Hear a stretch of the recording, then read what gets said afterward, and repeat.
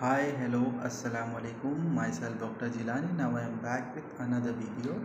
तो आज का मेरा टॉपिक बहुत इम्पॉर्टेंट है और ख़ासकर यंग जनरेशन के लिए है और जिमर लोगों के लिए जो जिम जाते हैं। अब जो कि आप रिसेंटली जानते होंगे, अगर नहीं भी जानते तो मैं आपको बता दूं कि एक फेमस एथलीट जिनका नाम जॉ लिंडर था, जिनकी एज 30 इयर्स की थी और वो बहुत मसल बना चुके थे, बहुत अच्छी फिटनेस बना रखी थी उन्होंने।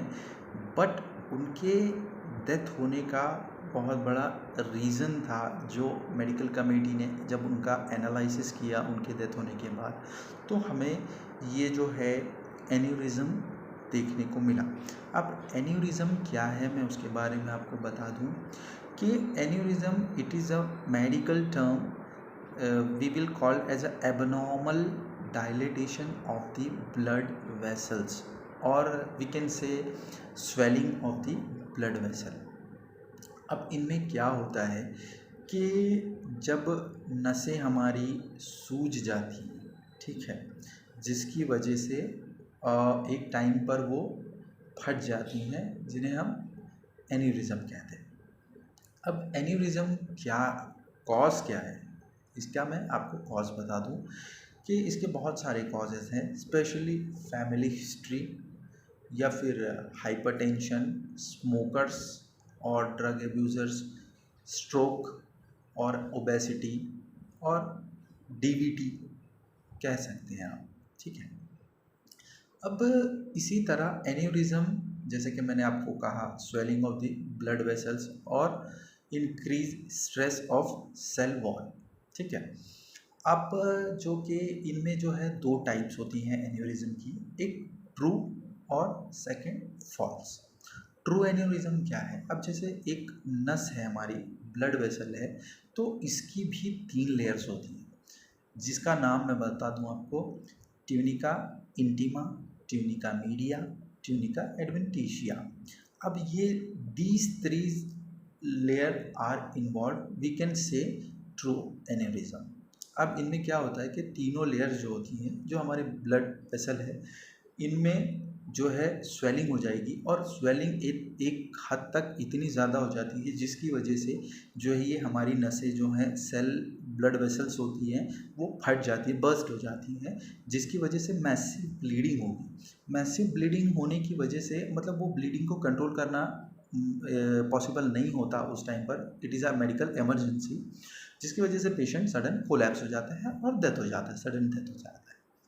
अब जैसे कि इनमें जो है दूसरा टाइप मैंने कहा कि फॉल्स एन्यूरिज्म।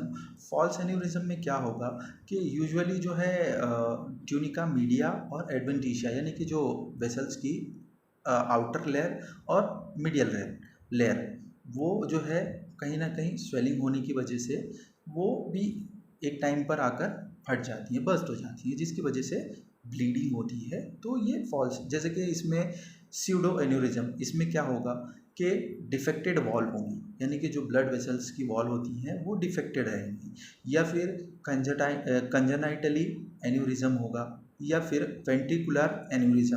अब वेंट्रिकुलर एन्यूरिज्म क्या है मैं आपको बता दूं कि जैसे हार्ट के हमारे 4 चैम्बर्स होते हैं, तो एक टाइम पर जब बॉडी में बहुत ज़्यादा हाइपरट्रॉफी होगी, यानी कि एक हार्ट है, हार्ट के 4 चैम्बर्स हैं, उनमें से एक चैम्बर बहुत ज़्यादा हाइपरट्रॉफिक हो जाएगा, यानी स्वेलिंग बहुत ज़्यादा हो जाएगी, जिसके बाद वो काम करना बंद कर देगा। जब काम करना बंद कर देगा, यानी कि कम्प्लीटली वहाँ के जो सेल्स होंगे वो डेथ हो जाएंगे। डेथ होने की वजह से जो आयोटा, यानी कि जो जिसके थ्रू हमारी बॉडी में ब्लड पहुँचता है, तो वो आयोटा में एन्यूरिज्म होने लगता है, जिसकी वजह से भी वो बस्ट हो सकता है, ठीक है।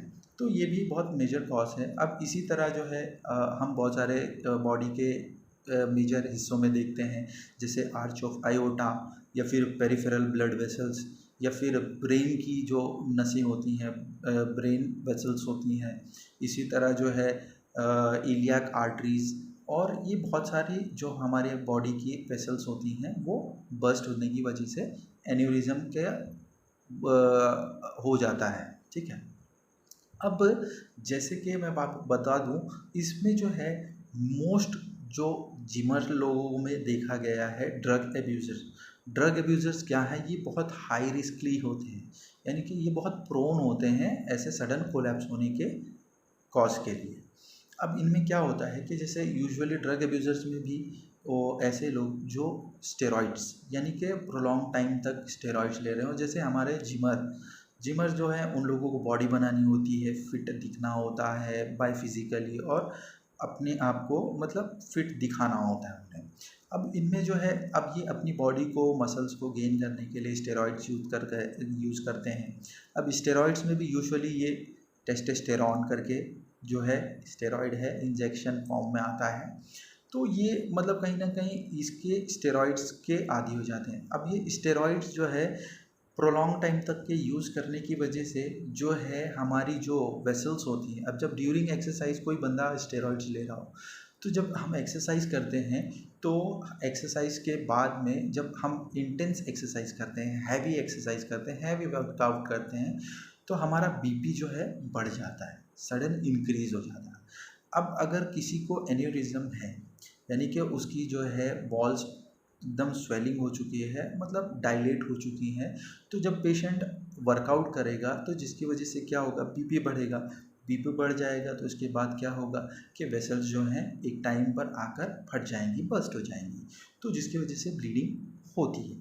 अब जैसे कि वेसल वॉल्स का जब हाइपरट्रॉफी होगा तो इसमें क्या होगा कि जो इलास्टिसिटी होती है, जो टिश्यूज़ की इलास्टिसिटी होती है, जो फ्लेक्सिबल होने की ताकत होती है, वो ख़त्म हो जाती है और वो जो नसें हैं एकदम कमज़ोर होके फट जाती हैं। तो अब यूजुअली इसके सिम्टम्स के बारे में मैं बता दूं आपको कि पेशेंट को कोई सिम्टम नहीं होगा यूजुअली, बट कभी कभी पेशेंट को थोड़ा सा दर्द महसूस होगा। अब दर्द में भी कैसे कि जैसे मसल्स जो हैं ओवर स्ट्रेच होने की वजह से उनको दर्द फील होगा, जिसकी वजह से क्या होगी, जो वीकनेस आ जाएगी मसल्स में। जब वीकनेस आएगी तो सडन इंजरी हो जाएगी, मतलब जो वेसल्स होंगी, ब्लड की जो नसें होंगी, वहाँ पर इंजरी हो जाएगी, जिसकी वजह से हमें क्रैम्प्स देखने को मिलेगा, स्टिफनेस ऑफ मसल्स मिलेगा, रिपल मसल डिसीज़ देखने को मिलेगा। ये इन सारी चीज़ों में देखने को मिलता है। तो अब ये जो है हमारी बॉडी के कोई भी हिस्से में एन्यूरिज्म हो सकता है, जैसे कि ब्रेन, हार्ट, पेरिफेरल वेसल्स और iota, arch of iota, abdominal iota. तो इसी तरह बॉडी के कोई भी हिस्से में हमें देखने को मिलेगा एन्यूरिज्म। तो अब हमें करना क्या चाहिए कि अगर कोई भी पर्सन अगर वो स्मोकिंग कर रहा है तो उसे सिगरेट अवॉइड करनी चाहिए। अगर कोई पर्सन ड्रग ले रहा हो, जैसे कि कोई भी स्टेरॉइड्स ले रहे हो, जैसे कि मैंने कहा टेस्टोस्टेरोन, तो मैं यूजुअली रेकमेंड नहीं करूँगा इसे। और जो हैवी एक्सरसाइज करते हैं तो वो एक मॉडरेट टाइप की एक्सरसाइज करें, ये आपके लिए अच्छा होगा। मैं ये नहीं कहता कि आप एक्सरसाइज ना करें, जिम ना जाएं, आप जिम बिल्कुल जाएं, बट मॉडरेट टाइप की एक्सरसाइज करें। इसी तरह और जैसे स्ट्रोक के पेशेंट हैं तो यूजुअली उन्हें एक्सरसाइज वगैरह नॉर्मल हद तक करनी चाहिए। तो उम्मीद करता हूँ कि इस वीडियो से आप लोगों को बहुत कुछ सीखने को मिला होगा। तो इसी तरह मिलते हैं एक दूसरी वीडियो के साथ, तब तक के लिए अपना ध्यान रखें। बाय बाय, टेक केयर, अल्लाह हाफिज़। और हमारे इस चैनल को लाइक करें, सब्सक्राइब करें, और अपने दोस्तों में अगर वीडियो नॉलेजेबल लगी हो, कुछ आप लोगों को सीखने को मिला हो, तो इस वीडियो को अपने फैमिली ग्रुप में अपने फ्रेंड्स को शेयर करें। तब तक के लिए थैंक यू, टेक केयर।